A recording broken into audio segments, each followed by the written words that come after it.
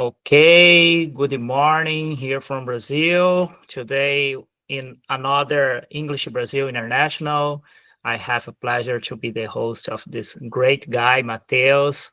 Welcome, guys, to this English Brazil International, a good way to practice our English at the same time and also to learn from different speakers all over the world. Today, we have only Brazilians here, but as soon as possible, we will have another uh, another uh, speakers from other countries. And I don't know Mateus personally in person, but as this technology allows us to have friends all over the world, it's like I know him like in person. I think the only like a striking difference when we don't know someone in person, only online, it is when you see this person like face to face and you imagine that this person is shorter or taller and then you're impressed when you see, oh man, I thought it was what you were taller or shorter. This is the only impression that I had when I met Gilmer, for example. I didn't meet him in person. When I saw him in person, man, I was impressed. Man, I thought he was so short, but he was so tall. But it's like I knew him before, okay, online, as I know you, Matheus, I know you, Marcelo, Daniel, Ader, now I know you, Gustavo.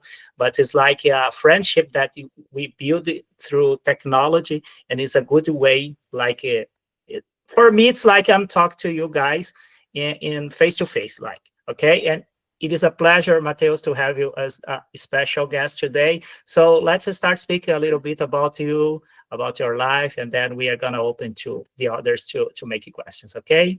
Feel free, man. The word is yours. Okay, thank you. Thank you, Edenusu, for the introduction. And thank you guys for being here today. So as you can see here, my name is Mateus Correa. I'm 34. I'm currently living in Rio, but I'm originally from the South. I was born and raised in Porto Alegre, capital of Rio Grande do Sul. I lived there for 18, almost 19 years. Shortly after I leave the state, I enlisted as a soldier, and in my first year, I applied for public contest for sergeant. I was approved, and then I had to leave. I had to move to other state. In this case, to Pará. I think Daniel was living in Pará. No, is it you, Daniel? Yes, I lived in Pará once. You live, yeah, you live there, right? Yeah. So I moved to Altamira, Pará. I spent some time there, and after this time, I moved to several places. I moved to Rio, and then I relocated to Rio Branco, Acre. I lived for 4 years in Rio Branco. Then I moved to the south, where I met my friend Eggers, who is here, Gustavo Eggers. And almost 3 years ago, I had to move to Rio, where I am right now, because I was relocated to the Airborne Brigade, the parachutist brigade, which is the one of the most operational, one of the most ready forces we have in the army nowadays. Married, have a son. He's about to be 7. He's becoming 7 within 2 weeks. What else? Well, I think that's it. Well, of course, I need to tell you that I've been to the U.S. 3, 4, 5 months ago. I've been there for a course. I was selected to attend the drill sergeant course, which is the iconic guy with the hat, the long brown hat that trains soldiers during the basic training in the U.S. Army. So I went to the U.S. to the city of Columbia in South Carolina. I spent three months there doing the same training the Americans do.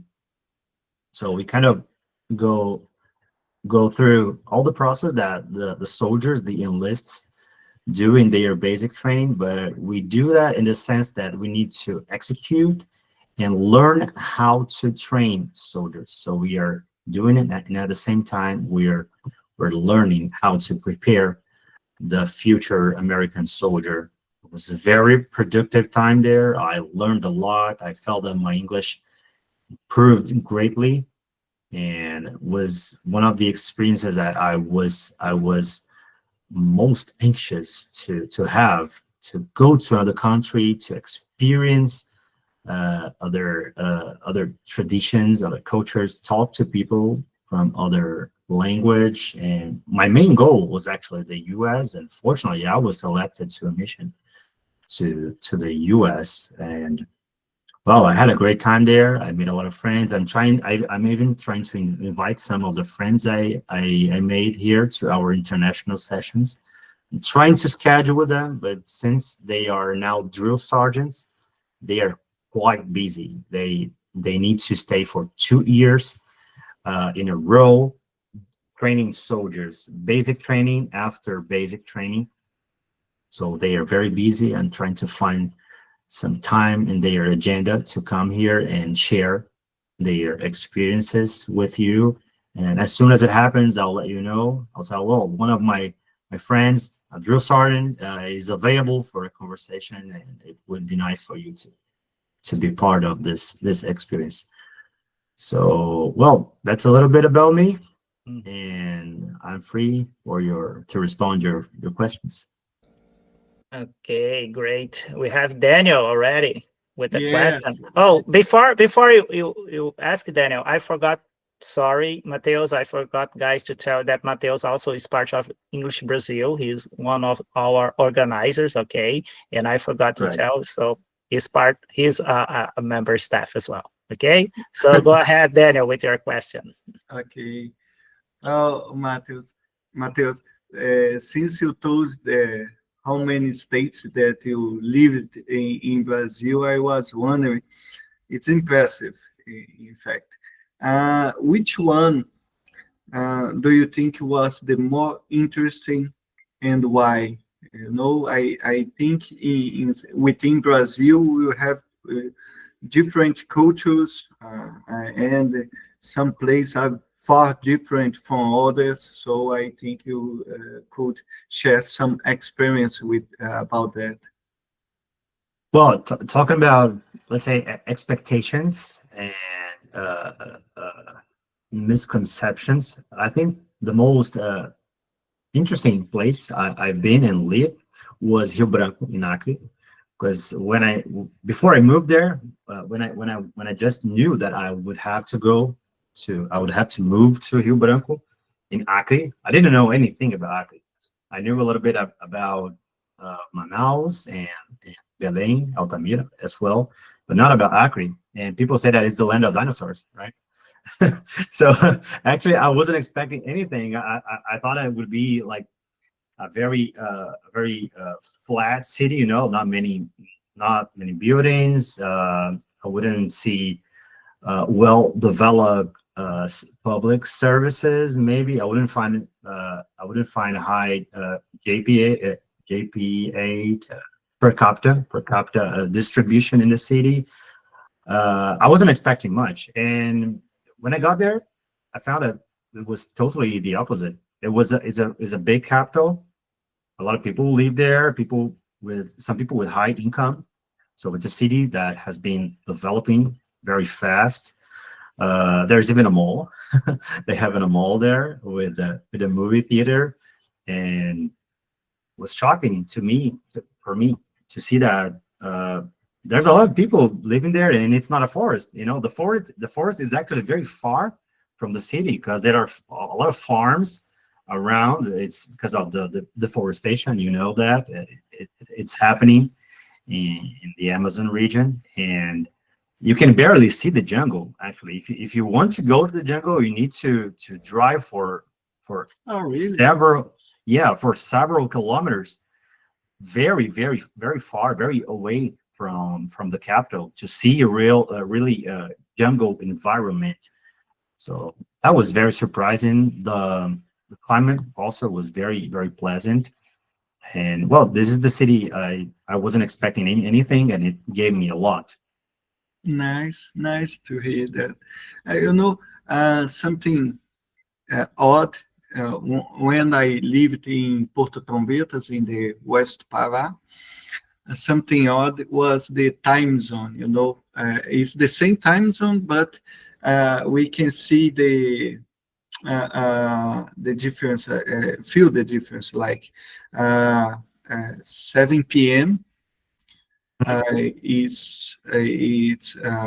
Is shining. We are sorry. It's not night yet. We can see a bright day yet at 7 p.m. So I imagine that in Acre it's a little not worse, but it's because in there we have actually different time zone from the Definitely. from São Yeah. Paulo. Yeah, in Acre, since it's the most western state in Brazil, Yeah, the times when I arrived there, the time zone was 2 hours of difference from Brasilia, and then authorities passed the bill saying that they would need an extra hour. I don't remember exactly the reasons they gave for that, and then we had 3 hours of difference from Brasilia, yeah, which was terrible. Was a nightmare because when I first got there, my wife wasn't living in Rio Branco yet. She was living in Curitiba, and it took almost 2 years for her to move to Curitiba and to move to Rio Branco. And in the meantime, I had to call her, and when I called her around 8 or 9 p.m., it was already 11 or midnight in Curitiba. So we never had a favorable schedule. Time never matched in this period. So and also the daylight is awkward. The daylight is awkward. The sun used it to go up around 5:30, 6 a.m. and uses to set down around 5:30 p.m. up to 6 p.m. So yeah, time zone is a problem in Brazil. We have a very wide country. yeah. I see. Thank you, Matheus. You're welcome. Okay, Marcelo. Let's go, Yeah, Marcelo. thank you. I have a question, Matheus, about your experience in United States. Sure. I would like if you can say, I followed your time there when I participated in English Brazil. Was very, very nice time. I believe that you had a great experience there. It's not so connected with the training, military training, but I saw that the daily routine there was very important to you. And I would like to know if you can mention one big different routine that the American guys normally has between routine than Brazil, and the one big awkward thing that you could to perception there different between Brazil and United States. Okay. So speaking about routine, let's say usually they are lazier than us. They are not. I think we Brazilians were very motivated to do things. And in the U.S., I saw many people.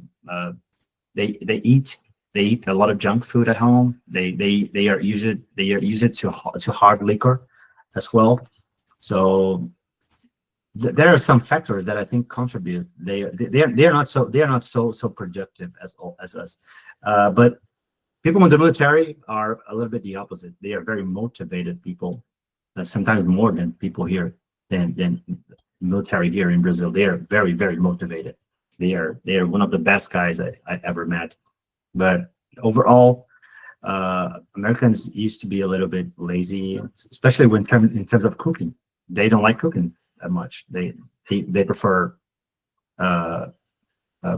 frozen food, frozen salad, foods ready to eat, junk food, and I was expecting that, but I didn't. I wasn't expecting that was at this scale. People consume a lot of junk food there, and that was surprising to me. One of the pros I can mention about the country is the the power of purchase, the power of buying things. You can do a lot with your money there. And this is also one of the reasons they consume a lot of junk food and alcohol, because it's cheap, super, super cheap. And when you go to a grocery store, a chain grocery store like Walmart, for example, there is an immense variety of, let's say, I would say another word here, but it's basically junk food. There's a lot of junk food in their shelves, and it's super cheap. So at the same time, you can buy good stuff with your money. You can buy a lot of unhealthy items, since unhealthy items are faster and are readier to eat. They prefer this option.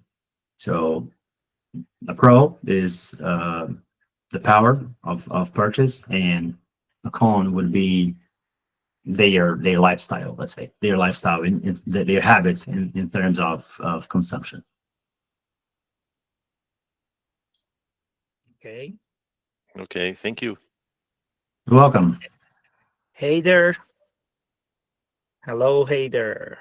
Now your turn. Hello, man. Hello, How are you doing? hello, Matheus. Nice to see you, man. So first, congratulations to be selected to make to have a course abroad, guys. I would like to share with you. I'm also from Brazilian Army. It's very very hard in Brazilian Army to be selected, like Matheus was. Okay, the professional need to be well above average. Congratulations, Matheus. I'd like to have a question about this experience. I would like to understand or know how opinion in U.S. Army about Brazilian Army. Of course, I don't talk about power combat, because we cannot compare Brazilian Army with U.S. Army. I talk about how they see, or how their opinion about the Brazilian soldier. Good question. Good question. Yeah. I got your point. So just to elaborate a little bit more what you said first about being selected to a mission abroad, it's really not easy, and we don't see a lot of people, especially NCOs, who is not an officer, is an NCO in the Army. So for NCOs, the window for these missions is a little bit shorter, let's say, and you need to have been performing well throughout your career.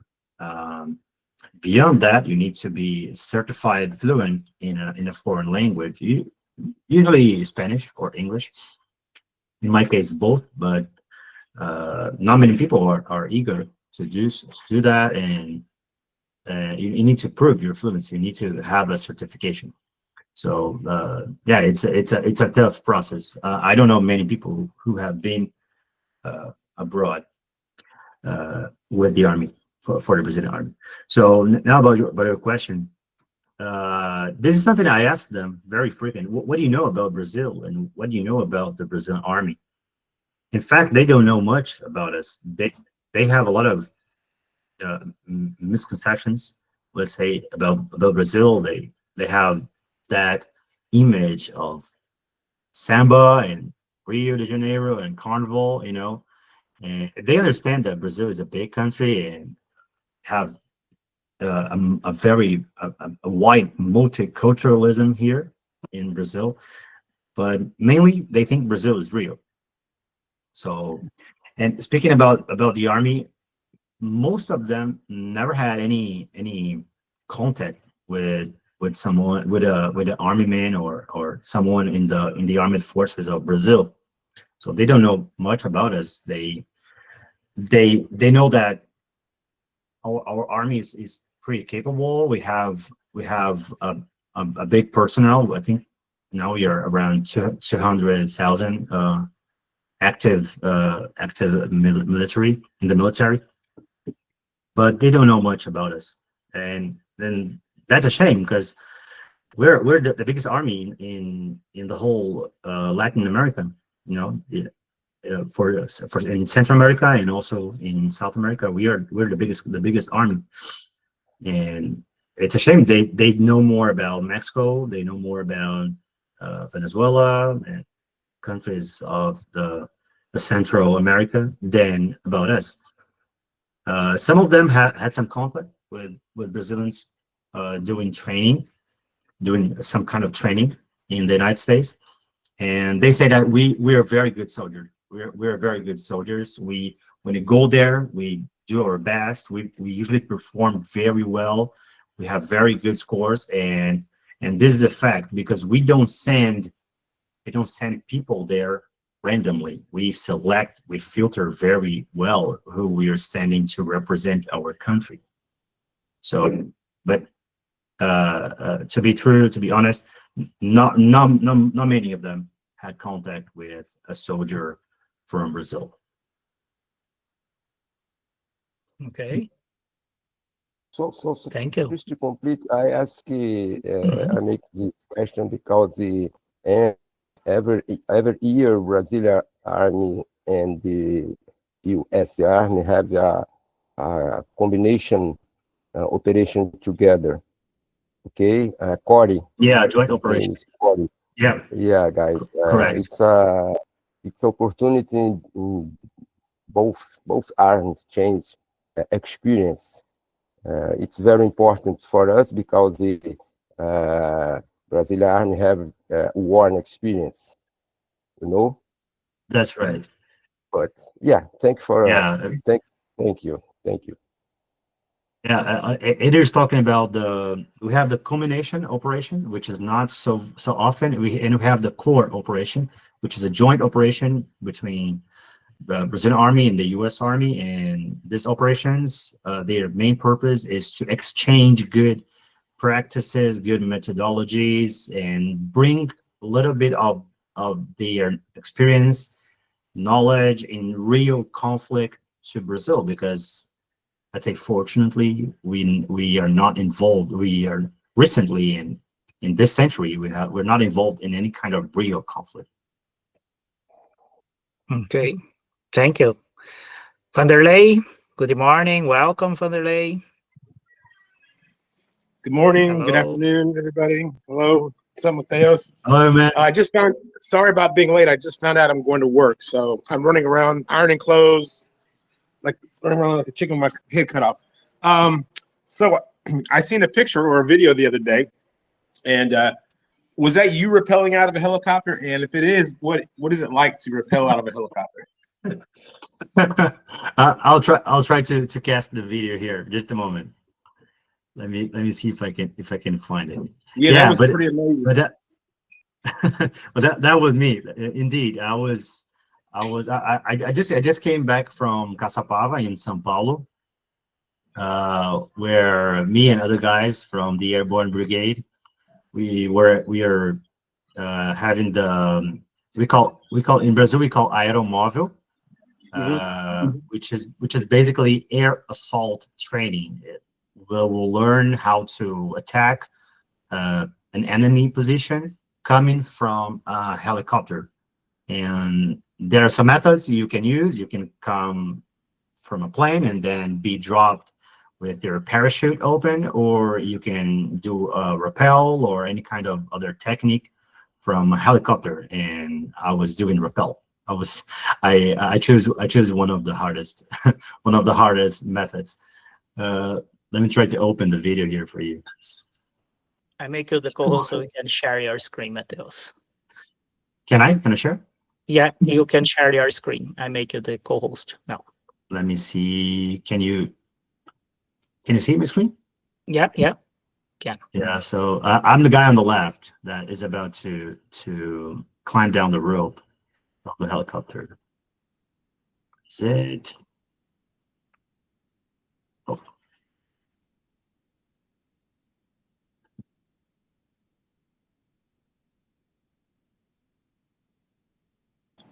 Is it harder to rappel out of a helicopter or jump out of a plane? Sorry? I said, is it more difficult to rappel out of a helicopter or jump out of a plane? From the plane, definitely. I mean, the helicopter is easy peasy. Once you are comfortable on rappelling techniques, you can do that. No problem. Once you trust your equipment and the crew who is supporting the activity, it's okay. It's not a problem. It's a little bit high. It's definitely a little bit high, but not the same as a plane, because in the plane, well, you're essentially throwing yourself on the sky, you know, and trusting that your parachute will open immediately after you jump. You have your reserve here in front of you in case a malfunction happens, but it's much tougher to bail out of a plane, you know, to go out of a plane. I'm trying to play the whole video.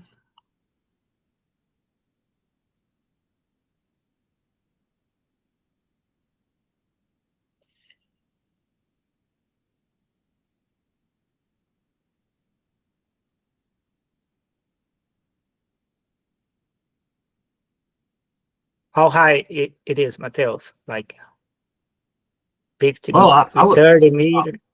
I would say it's like, yeah, it's from 20 to 30 meters. You know, it's not like 50. Could be 50. They have enough rope to do that, but no, it wasn't so high, and it can be that high because once you're starting to climb down the rope, the equipment, the gear that you use, I forgot the name, but the equipment you use, it starts to heat up very fast, and yeah, and you may not be able to hold the equipment for that long. So the distance cannot be that much. You know, you can be so high from the ground. And this technique is called fast rope, which is explain. No, sorry, that's not fast hope. This is fast hope. You go with it. You just grab the rope with your hand and boots. This is the rappel, fast hope, hello cash. You jump in the water. Fast rope, you use your hands and boots. Well, I think this is rappel from the helicopter, I guess. Yeah, that's the name. These are the methods that you can use to go to the ground and group to attack an enemy. Well, thank you for your service to our country. Matheus, how about the wind coming from the propellers? Like there is something that is it's hard to when you are descending. Like it's terrible. It's super noisy, and it makes the procedures harder. You know, because it makes everything more scary. But you can do that. You can be accustomed to that and do. The worst is for the crew who is below the aircraft, because all the weight of the aircraft needs to be pulled down to support the whole helicopter. So let's say the helicopter is 5 tons. There is 5 tons of air being blown down. Yeah. And because of the training, I was given the air aeromobile or air assault tab that now I can sport on my shoulder. Great. Yeah. Great, thank you. Gilmer, now you have a question, Gilmer. Yes, Matheus, what do you think about these conflicts that are occurring in the world? Are they opportunities that Brazil may be missing to develop digital power? Well, there are always opportunities, and we are looking at everything that's happening. Some people think that we are not attentive to this conflict and to the newest developments that these armies are doing to attack and counterattack each other. Essentially, no, especially the drones, the drone warfare, right? And Brazil is developing its own drones. It's developing techniques with electronic war to prevent drone attacks. So we are also learning from that. Of course, we don't have the budget to develop to make improvements on a high scale like the US or like Ukraine, who is being supported by other countries. But we are attentive to that. We are updating our methodologies and some techniques because of the recent conflicts. So it takes time, you know. People say that the army is like a giant boat. Let's say it's a little bit. It takes a lot of effort, you know, to change the direction of this boat. This boat, it takes a lot of effort. So we are making improvements. We are learning from that, but it takes a lot to shift the boat just a little bit, if you know what I mean.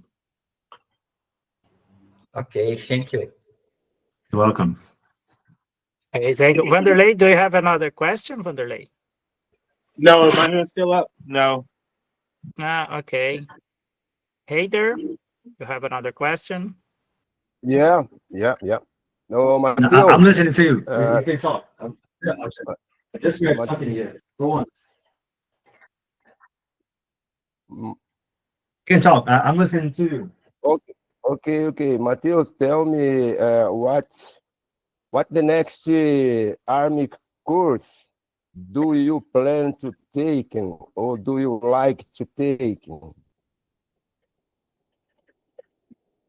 The next, Well, I was the thinking next, on the chemical and biological and nuclear defense. Sorry, can you hear me? great. Yeah. Let me just get something here to show you. It's my campaign hat, of course. Sometimes I like to wear it.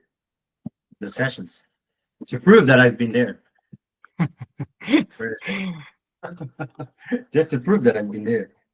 Yeah, this is the campaign hat that I earned after my journey in the US. This is the campaign hat that the drill sergeants use to smoke their soldiers with the knife hand, you know. So Beautiful. yeah, it is. It's nice, and it's wide. You have no idea of how wide this hat is, but it provides a good shade. It provides a good shade. It's very it's pleasant when you were under the sun. So please don't take it off. Don't take it off. Let's finish with this hat until the end of the meeting now. Okay. All right. Okay. I'll keep with it. So answering to Ader's question, the next that I'm thinking on, I'm not so looking forward to that, but the one I was thinking about was we have the nuclear, chemical, radiological, I guess, defense internship and courses. We have both. I was thinking on the internship. It's something that we don't know much about. It would be nice to learn more about this area, this part of the army, that people that are working with biological and nuclear defense, you know, chemical agents and so on. We also have this area in the army. I think the Navy also has a force a group that works with that. And this is one of the new skills I would like to learn and develop. Great, Matheus. So feel free to text me or call me if you want some kind of the support, because you know I retired, but I work in Brazilian Army course system. You know, feel free. That's right. Yeah, feel free. Okay. By the way, I hope to see you there for us drink a coffee together, man. Okay. You work in Rio downtown, right? Yeah, downtown red quarter. Okay. The sex, I know. Yeah. Thank you. I'll go there. Gustavo, I'll go there Gustavo, do soon. you have Gustavo? Yeah, I was about to ask you if you had any questions. Great. Let's go. Yeah, I have a question for you, Matheus. I think that I never asked it for you, but what was the most difficult for you in your United States course?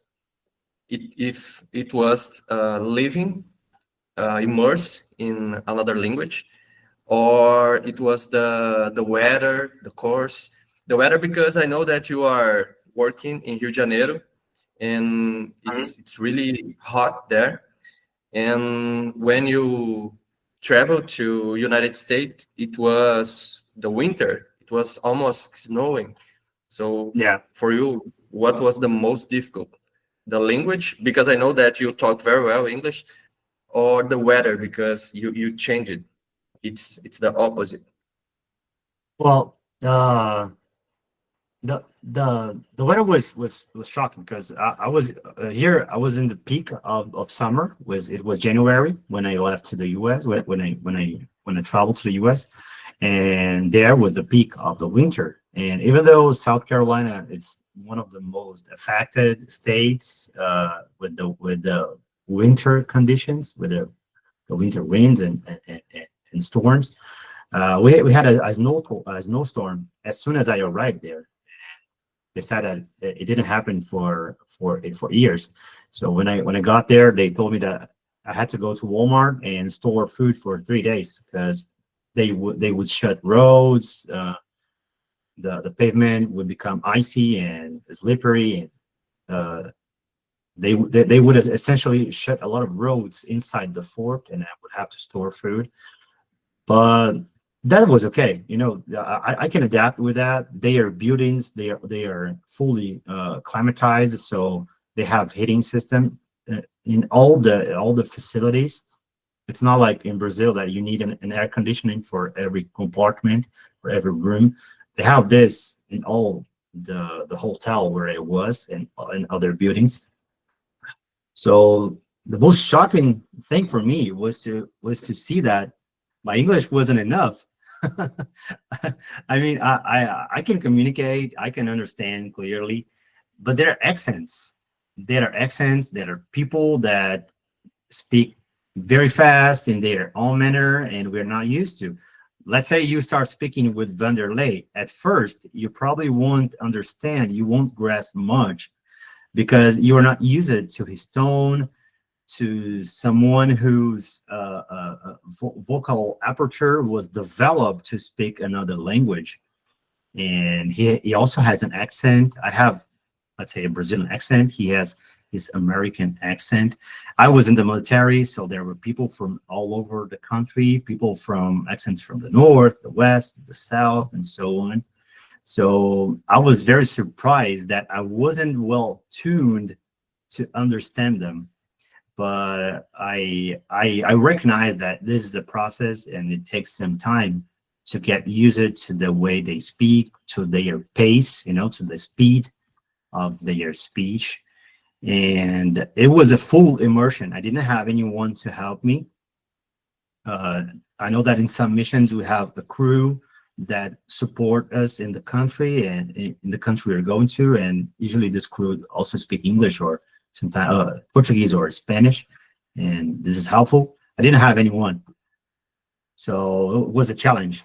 Was a very challenge for me.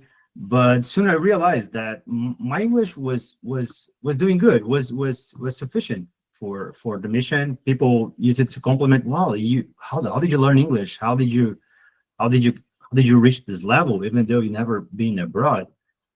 So first, I thought my English wasn't be enough. It wasn't suffice the task. But at the end, I realized that it was good. You can do better as long as you have a basic level of comprehension, and you don't need to push yourself too hard. Trust yourself. Trust that you can do it. What was your hardest course? the parachute course. Parachutes? I don't know in English. Yeah, PT, parachutist or airborne. airborne, or this course in the United States. No, What no, were the the Drouin course, in terms of physical demand, the Drouin course was not demanding. Most of our physical activities were outside and was very cold. I must be honest, but you know, the cold doesn't make it so hard. You can adapt. You just wear more clothes and it's okay. You just layer up and it's okay. The course was very mental challenging because I need to learn and memorize long tasks. I need to communicate. I need to present some instructions in English. I didn't have the opportunity to do that in my mother language, so it was super challenging for me. I had to study harder. After our working hours, I use it to go to my room and study a little bit more with some friends, with some co-workers, because it was definitely mentally challenging, but physically challenging. This one was the toughest. This is the airborne wings that we can sport in our uniforms after you conclude the basic airborne training. And this one was definitely the most physical challenging, the most challenging physical thing I've ever done in my life, especially for my knees. My knees are not so good. I use it to swell a lot during the activities. So this was much harder for me than the Drouin course. However, in terms of developing mentally speaking, the Drouin course was tough as hell. Thanks. You're welcome. Okay, I would like to shift to your personal life, Matheus. I'd like to know how many siblings do you have, and if going into the army was a childhood dream that you had when was a kid, and like if you were afraid to go to a war, for example, if we have a global war, are you afraid to go to a war? This is Okay, so speaking about siblings, I have a sister. She still lives in the south. She still lives in the south. She's 5 years younger than me. And about joining the army, I never had many expectations about joining the army. I didn't know much, and I think this is the reason why I joined, because I wanted to know how it was like. You know, I had people saying that it was very uncomfortable, and you need to change your routine a lot. You have to work hard for hours and work in shifts, you know, hours after hours. So the main reason I joined is because I wanted to have my own experience about the army. I was curious about it. I'm a curious person. So I was curious about how it was. So I decided to enlist. I was in that age where usually when you were a teenager, you don't know what you're going to do when you become an adult. I was about to become an adult, actually. So I said to my family, okay, I will enlist and I will volunteer, because you can enlist and not volunteer. So I will enlist and volunteer for the army. And I was called. My life changed drastically. And fortunately, I was approved in the contest for sergeants in my very first year in the army, which was surprising. This is something I wasn't expecting. And about conflicts, now I have a family. I have to balance that. Well, if I had to go, I would go, definitely. But if I had the option, no, I would prefer peace. You know, I'll go for peace, because yeah, once you have a family, things change, and we got to be prepared. That's the army's role, right? You got to be prepared for a conflict, any kind of conflict. But you don't want that. You must be ready, but you don't want that. You're not seeking for that. And now I am in the airborne brigade, which is the most ready, one of the most ready brigades we have in the army. So in case a conflict breaks out, we'll probably be the first force to be deployed to this conflict. But I don't want that. I don't want that. I want to live a comfortable life as everyone. When I started in the army, like, were there any time that you thought, oh, this is not the way that I thought? Like, what was the hardest part, the toughest part that you said to yourself, like, no, this is not for me. I'm suffering a lot here, and I'm gonna give up. There was this time that you thought about giving up. Oh yeah, several times. I think the frustration of thinking that you would be doing something, and instead you're doing something else. So I thought I would shoot every day, or I would perform military activities now and then. But you know that when you were a recruit, a corporal, you are usually pulling duties. You are usually on shifts, defending the outline, I know, the borders of your unit, and you're not doing much. Actually, you're just guarding your unit, and it sucks. It sucks a little bit. It's a bit disappointing. But fortunately, I was approved to the sergeant school, and I became more involved in military activities than when I was a soldier and a recruit. Let's talk about the difference between American Army and Brazilian Army. We know that here in Brazil, we are obliged to enlist, when we turn 18, but in the United States, it's not the same. Like there, they involve, like, they enlist they give their hearts, I would say. They go for passion.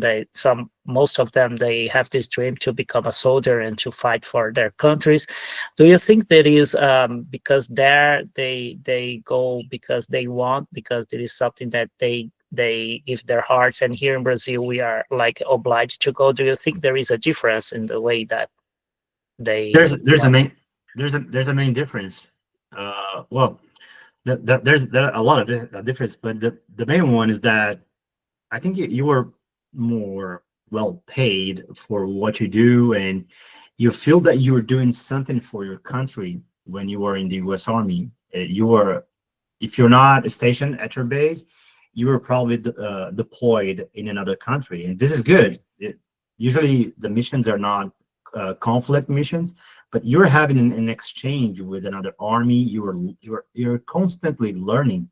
There's something nice in the U.S. Army. You are obligated to go through several trainings throughout your career, and this trainings, they test you and they develop your capacities.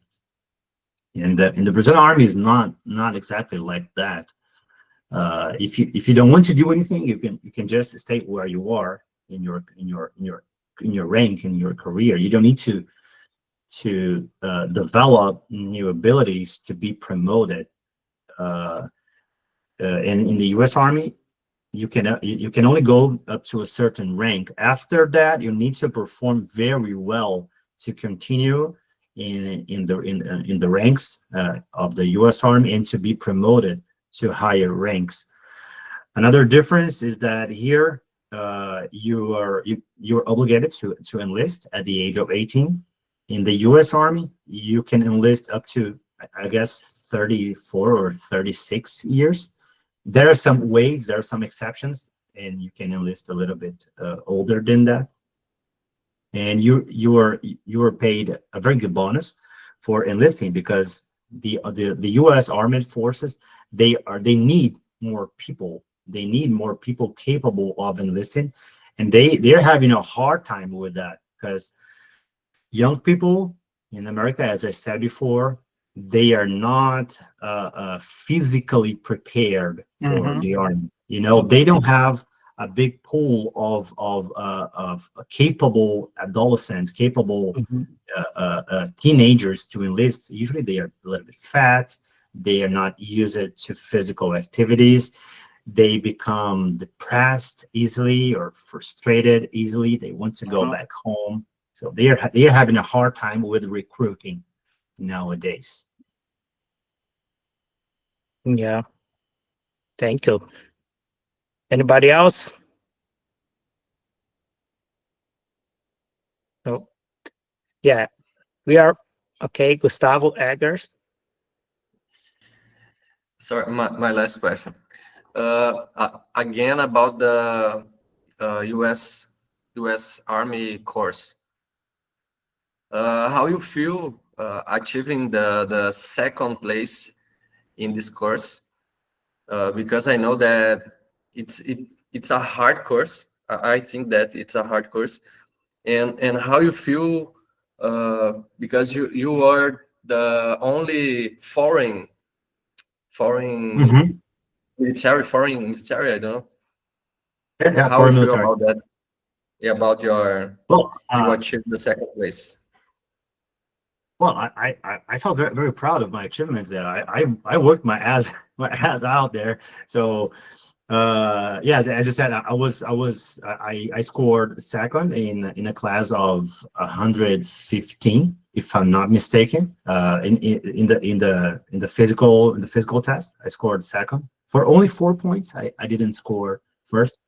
And I also received, I didn't have the medal here, but I also received the diplomatic medal from the hands of the commander of the school for a very good participation throughout the course.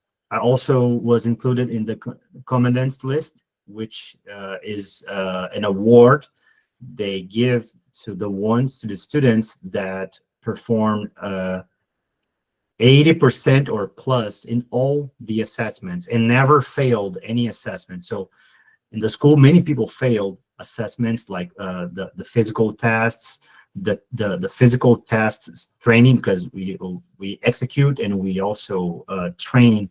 We also perform the training. We have several assessments. We have shooting assessments, drill and ceremony assessments, and I didn't fail any of them. And I'm very proud of that because I work hard for that. And well, people say that, and I believe that I represented my country very well in the US, and I represented my army very well. I hope to have achieved the expectations of my seniors that sent me there and of the Brazilian population overall. I hope to have represented my country very well, and I would like to go back to another mission, maybe in the US. Why not? Thanks. Great. Gilmer. Gilmar, you have a question?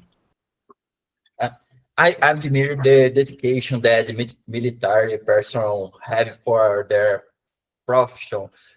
Congratulations, it's very, very. Thank you, bro. Thank you very much. Okay. Guys, we are about to finish. It was a pleasure to have you guys here, especially Matheus, so we can learn a little bit more your experience there, and congratulations for your achievement. And it was great to know more about the Army, and I really appreciate it. And I'm really grateful for you guys to come here to this meeting. Okay. Thank you, It was guys. great Thank to you be for the your host. presence here. Okay. Okay, guys, we are finishing. I hope you all have a wonderful day, a wonderful weekend. Okay, enjoy. Okay. A wonderful duty. Thank you, everyone. Bye. See ya. Thank you. Bye. Bye, Bye guys. bye. Have a nice weekend. Bye. Bye Bye bye. You too.